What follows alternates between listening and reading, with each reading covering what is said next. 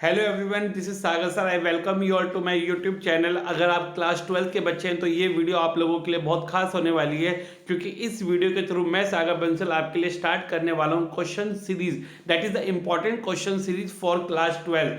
First chapter आपका matrices से start करेंगे और लगातार आपके सारे चैप्टर्स के इंपॉर्टेंट क्वेश्चंस अपलोड होंगे, मिक्स क्वेश्चन अपलोड होंगे और आपके केस स्टडी क्वेश्चंस अपलोड होंगे। तो जल्दी से जल्दी भरमार आने वाली है क्वेश्चन की आपके अपने चैनल जिज्ञासा क्लासेस में। अगर आप क्लास 12 के बच्चे हैं और अच्छा पढ़ना चाहते हैं तो इस चैनल को जरूर ज्वाइन कीजिए और कम से कम 5 बच्चों के साथ जरूर शेयर कीजिए, ताकि ये सारे इंपॉर्टेंट क्वेश्चन हर बच्चे को आने ही चाहिए। सो जल्दी से लाइक मारिए, शेयर मारिए और चैनल को सब्सक्राइब कराइए और जुड़ जाइए सागर बंसल सर के चैनल जिज्ञासा क्लासेस से, जो सिर्फ आपको अच्छा पढ़ाने आए और आपको अच्छे नंबर दिलाने आए हैं। सो बिना किसी देरी के स्टार्ट करते हैं आपके इंपॉर्टेंट क्वेश्चन मैट्रिक्स के। जल्दी से जुड़ जाइए। देखिए, अगर आपका एक मैट्रिक्स ए सिमेट्रिक भी है और स्क्यू सिमेट्रिक भी है, तो प्रूव करिए कि वो आपका एक जीरो मैट्रिक्स होगा। क्वेश्चन समझ में आया आपके? अगर एक मैट्रिक्स सिमेट्रिक्स है यानी कि ए ट्रांसपोज आपका ए के इक्वल है, स्क्यू सिमेट्रिक है यानी ए ट्रांसपोज आपका माइनस ए के इक्वल है, तो प्रूव करिए वो एक जीरो मैट्रिक्स होना चाहिए। हो गई बच्चों? क्यों? क्योंकि ए ट्रांसपोज आपका ए के इक्वल भी है और ए ट्रांसपोज आपका माइनस ए के इक्वल भी है। तो अगर मैं ए को माइनस ए के इक्वल रखूंगा तो आपका क्या हो जाएगा? 2a इक्वल टू जीरो हो जाएगा। अब जब आपका एक 2a जीरो हो जाएगा तो a की वैल्यू आपकी जीरो आ जाएगी। ठीक है, जीरो का मतलब होता है कि मैट्रिक्स जीरो आ जाएगी, यानी कि 0 0 0 0। अगर मैं 2/2 की मैट्रिक्स कंसिडर करता हूं बच्चों, समझ में आई आपकी बात? तो यानी कि एक ए मैट्रिक्स आपकी सिमेट्रिक भी थी और स्क्यू सिमेट्रिक भी थी, तो यहां से प्रूव हो गया कि वो एक जीरो मैट्रिक्स होगी बच्चे लोग। ठीक है, आगे चलते हैं। क्वेश्चन नंबर 2 देखिए बच्चे लोग जल्दी से। If A and B are symmetric matrices of the same order, अगर ए और बी आपके सिमेट्रिक मैट्रिक्स हैं सेम ऑर्डर के, इसका मतलब क्या है? ए ट्रांसपोज ए के इक्वल है और बी ट्रांसपोज भी बी के इक्वल है। राइट, हमें ये प्रूव करना है कि ए बी माइनस बी ए जो है वो आपकी स्क्यू सिमेट्रिक है, यानी कि अगर मैं उसका ट्रांसपोज करता हूं तो उसका साइन माइनस ए के इक्वल आना चाहिए, यानी कि minus A B plus B A के इक्वल आना चाहिए। कहने का मतलब ये, अगर उसको ट्रांसपोज किया तो जरा देख लीजिए, मैंने A B minus B A का ट्रांसपोज करा तो ये हो गया ए बी का ट्रांसपोज और बी ए का ट्रांसपोज। ठीक है, ए बी का ट्रांसपोज आपको पता है बी ट्रांसपोज ए ट्रांसपोज, और बी ए का transpose A transpose B transpose. आपको पता है बी ट्रांसपोज बी के इक्वल है और ए ट्रांसपोज ए के इक्वल है, तो यहां से मेरा क्या सॉल्व हुआ? B A minus A B. अगर मैं इसमें से नेगेटिव साइन कॉमन लेता हूं तो मेरा बन जाएगा माइनस का ए बी माइनस बी ए। ठीक है, तो यानी कि अगर मैं किसी मैट्रिक्स का ट्रांसपोज करता हूं और वो मेरे उसके नेगेटिव साइन के इक्वल आ जाता है, तो वो मैट्रिक्स मेरी क्या कहलाई जाती है? स्क्यू सिमेट्रिक मैट्रिक्स मेरी कहलाई जाती है। आई होप आप बच्चों को दोनों क्वेश्चन समझ में आ गए हैं। तो हम लोग स्टार्ट करते हैं अपना question number 3। Very very easy question but important. If a matrix दे रखी है आपको 1 2 3 1 into 3, फाइंड ए ट्रांसपोज। अरे तो बहुत इजी क्वेश्चन हो गया। ए को मल्टीप्लाई करनी है ए ट्रांसपोज से, तो पहले क्या लिखेंगे? ए मैट्रिक्स लिखेंगे, फिर ए ट्रांसपोज लिखेंगे, दोनों को मल्टीप्लाई करेंगे। सभी हमारे बच्चों को मल्टीप्लाई करने आती है। 1 को 1 से मल्टीप्लाई करेंगे, 2 को 2 से मल्टीप्लाई करेंगे और 3 को 3 से। 1 को 1 से मल्टीप्लाई करा, 2 को 2 से मल्टीप्लाई करा और 3 को 3 से मल्टीप्लाई करा, तीनों का प्लस कर दो तो क्या है आपका 1 + 4 + 9, दैट इज कॉल्ड 14। तो आपका आंसर आ जाएगा A into A transpose is equal to 14। बोलिए, समझ में आया सभी बच्चों को? क्वेश्चन नंबर 4 देखिए।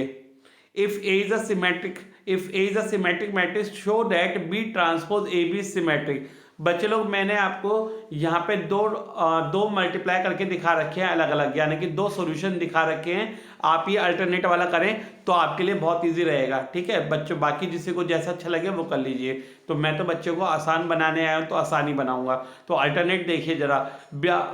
अगर आपका ए सिमेट्रिक है तो यानी ए ट्रांसपोज आपका ए के इक्वल होगा। राइट, ए ट्रांसपोज आपका ए के इक्वल होगा।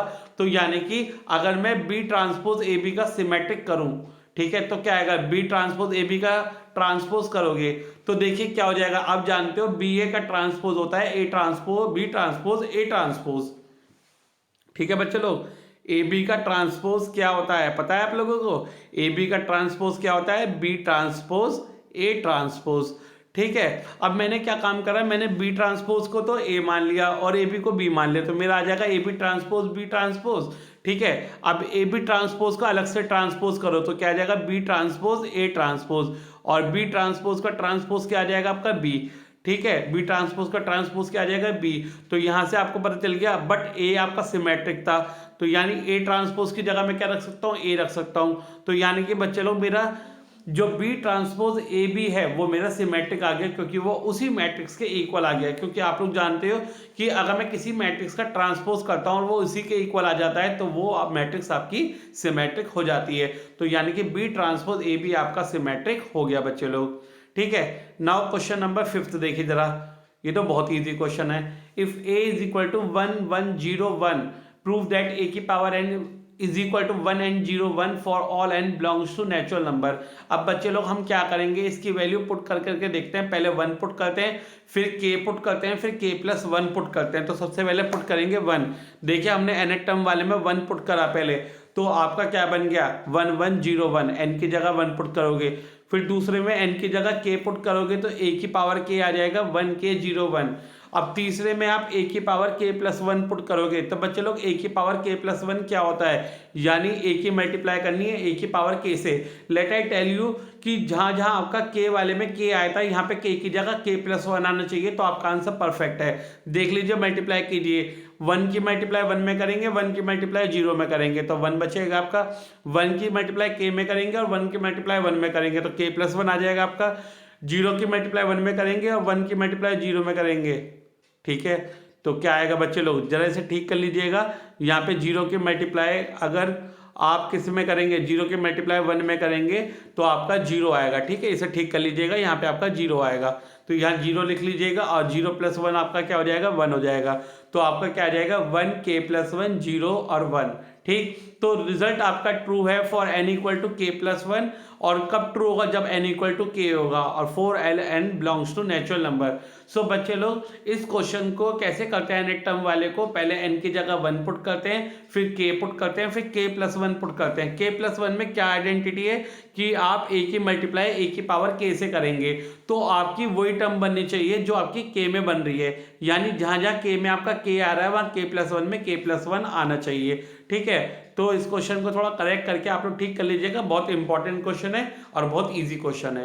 राइट बच्चे लोग, आगे चलते हैं।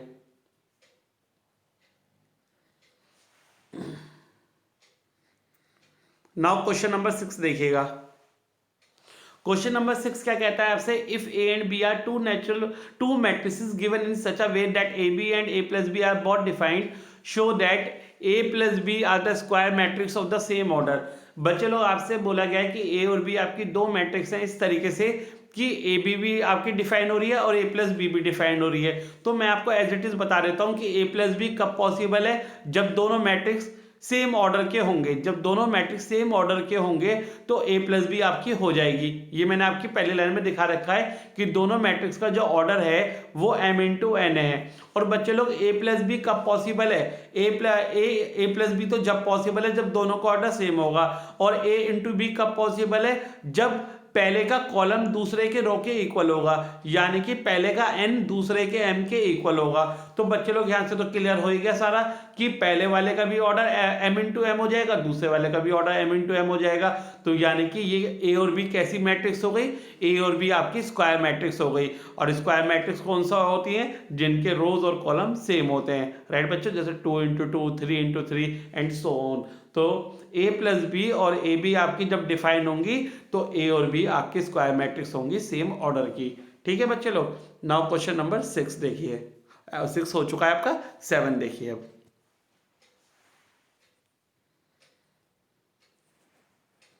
बच्चों क्वेश्चन नंबर 7 में क्या कहा गया देखिए जरा। क्वेश्चन नंबर 7 कह रहा है find x and y if x plus Y is equal to 5209 and x minus Y is equal to 360 minus 1। ठीक है, इन क्वेश्चंस को कैसे सॉल्व करते हैं, एक बार ऐड कर लीजिए दोनों मैट्रिक्स को, एक बार सब्ट्रैक्ट कर लीजिए। जब दोनों मैट्रिक्स को ऐड करेंगे आप तो x plus Y plus X minus Y आ जाएगा और इधर आपके दोनों मैट्रिक्स प्लस हो जाएंगी, 8808 आ जाएगा। जब आप सॉल्व करेंगे से 2 से डिवाइड करेंगे, जो 2 मल्टीप्लाई में था नीचे जाके डिवाइड में हो जाएगा। तो आपकी x की वैल्यू आ जाएगी 4404। ठीक है, अब y की वैल्यू कैसे निकालेंगे? अब आपके लिए क्या तरीका है, या तो आप इस x की वैल्यू फर्स्ट और सेकंड इक्वेशन में किसी में भी पुट करके आप y निकाल सकते हैं इधर उधर ले जाके, या मैंने क्या काम किया है, मैंने दोनों इक्वेशन को सब्ट्रैक्ट कर लिया। जब मैंने दोनों इक्वेशन को सब्ट्रैक्ट किया तो मेरे साइन अपोजिट हो गए, तो यहाँ पे 2y की वैल्यू माइनस करके आ गई 2 - 4 0 10। ठीक है, ये मेरी किसकी वैल्यू आ गई? 2y की। जब मैंने बच्चे लोग इसे सॉल्व किया तो मेरी y की वैल्यू आ गई 1/2 2 - 4 0 10। अब मैंने इसे क्या करा, 2 से डिवाइड कर दिया सारे एलिमेंट्स को, तो मेरे क्या आ गए 1 0 - 2 5। Now these are the values of x and y। Very very easy question for you बच्चे लोग। अगर वीडियो आपको यूजफुल लग रही है, इंपॉर्टेंट लग रही है, तो इसे लाइक जरूर कीजिएगा और 5 दोस्तों के साथ जरूर शेयर कीजिएगा बच्चे लोग। ठीक है, अगर कुछ अच्छे के लिए बनाया जा रहा है तो उसे सब में बांटना चाहिए। ठीक, find the value of x if 1x1 और 132 251 15 32 1 2x इज इक्वल टू 0। आपको ये तीन मैट्रिसेस का जो मल्टीप्लिकेशन है वो 0 के इक्वल दे रखा है, तो आपको इस x की वैल्यू फाइंड आउट करनी है। ठीक है, पहले मैं 2 को मल्टीप्लाई कर लेता हूँ, फर्स्ट वैल्यू को सेकंड वैल्यू को, पर मैं चेक कर लूंगा कि इसका मल्टीप्लिकेशन पॉसिबल है या नहीं है। आपको मल्टीप्लाई करने आती है, पहली एलिमेंट की मल्टीप्लाई पहली में, दूसरे की दूसरे में और तीसरे की तीसरे में मल्टीप्लाई हम लोग कर लेते हैं। इस तरीके से जो मेरी मैट्रिक्स आई वो ये आई। ठीक है, अब मैं इसकी थर्ड वाले से मल्टीप्लाई करूंगा सॉल्व करने के बाद। तो मैंने इसकी मल्टीप्लाई थर्ड वाले से करी तो मेरी कुछ ये इक्वेशन बन के आई, और सॉल्व करके मेरी ये क्वाड्रेटिक इक्वेशन बन के आई x² + 16x + 28। राइट बच्चे लोग, मेरी ये क्वाड्रेटिक इक्वेशन बन के आई। अब देखिए आगे क्या होगा इसमें। जब मेरी ये क्वाड्रेटिक इक्वेशन बन के आई तो मैंने इसकी मिडिल टर्म स्प्लिटिंग करी, यानी कि 2 ऐसी टर्म ली जिसका प्लस करके 16 आएगा और मल्टीप्लाई करके 28 आएगा, तो वो होती है मेरी 14 + 2। तो 14 + 2 16 होगा, 14 2 जा 28 मेरा आ जाएगा। तो मैंने इसके फैक्टर बनाए, तो मेरे 2 फैक्टर आ गए x + 14 और x + 2। तो मेरी x की वैल्यू सॉल्व करके आ गई -14 और -2। राइट बच्चे लोग, आगे चलते हैं। Now question number 9, it's very very easy for you. अगर आपको A मैट्रिक्स दे रखी है, आपको K की वैल्यू निकालनी है जब A² = K - 2y के इक्वल होगा। पहले मैंने A² निकाला, यानी A की मल्टीप्लाई A से निकाली, तो मेरा A² बच्चों ये आ गया 1 - 2 4 - 4।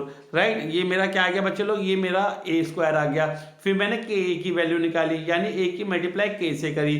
ठीक, फिर मैंने 2y की मल्टीप्लाई करी, यानी 2 की मल्टीप्लाई आइडेंटिटी में करेंगे तो 2 0 0 2 आ जाएगा मेरा। ठीक, लेफ्ट साइड तो एज इट इज रखेंगे A² K की माइनस कर लेंगे 2y में। ठीक है, जब इसकी माइनस करी तो मेरा क्या बचा, ये बचा 3k - 2 - 2k 4k - 2k - 2। मैंने कंपेयरिंग कर ली दोनों मैट्रिक्स की। क्यों कंपेयरिंग कर ली? क्योंकि दोनों मैट्रिक्स का ऑर्डर सेम था, तो ये दोनों मैट्रिक्स आपकी इक्वल मैट्रिक्स थी। तो कंपेयरिंग करी जब मैंने, तो इस वाले एलिमेंट को इस वाले एलिमेंट के इक्वल रखा, तो 4k आपका 4k इक्वल आएगा, तो k की वैल्यू बच्चे लोग आपकी क्या आ जाएगी 1। ठीक है, तो ये आपके 9 इंपॉर्टेंट क्वेश्चन थे आपके चैप्टर मैट्रिसेस के। जल्दी आपके लिए दूसरा चैप्टर लेके आएंगे हम जिज्ञासा क्लासेस से, इंजीनियर सागर बंसल जल्दी आपके लिए और वीडियोस लेके आएगा। तो इस वीडियो को अगर आपको अच्छी लगी हो तो इसे लाइक कीजिए, शेयर कीजिए और चैनल सब्सक्राइब करना मत भूलना अगर आप नए बच्चे हैं तो। और 5 बच्चों के साथ इस चैनल को जरूर शेयर कीजिएगा, कुछ अच्छे के लिए, कुछ बेटर के लिए, अच्छे नंबरों के लिए। All the best, wait for the next video.